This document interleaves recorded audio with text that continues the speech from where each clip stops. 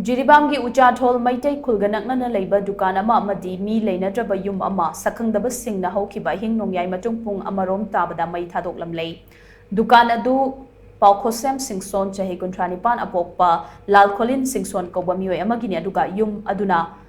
Vana Naishel chahi yangkhaini thoi apokpa Thanlin Naishel gini haidi dukan amasung Mei Thadoklamle haibasi manaknakpada leiba school amagi hostel da leiba mahairoi sing amadi khunja singna khanglakibane hek khanglakpaga fire service amasung police ta pau piduna kanba ngamhauki thodok thokpham dagi fangba pau amagi matungina Vana Naishel gi adu mamang chahi Mei 3 dagi mi leinadana leirakibani haidi nakalamoromda thodok adugi matangda Uchathol Leiba Pioneer Club ki Secretary M. Bizesna praise the Thadorok Pachirolaman Hai, Khunja Sing na Mei Chakpagi Pausi Hek Khanglakpaga Kudakta Fire Service Amasung, Police to Pau Piki, Sakhangdaba Sing na Mei Thadoklamle mi leinadraba masi matam kaya gi mamangdagi Khunja Sing na ngak senduna lakibane. Election ga mari leinana security personnel sing mafam asidagi lauthokiba amasung Mei laktabagi khudongchaba lauraga Sakhangdaba Sing aduna Mei Thadoklambani. Thawong asi Jiribam gi tangdu leitaba thugaina ba hotnabani haina. Lawi, Thawong asi Uchathol gi miyamna kan mamongda condemn tawi, mari leinaba authority na su thawdo sigi matang da tijin biduna, chenaba sing cherak pibio haina su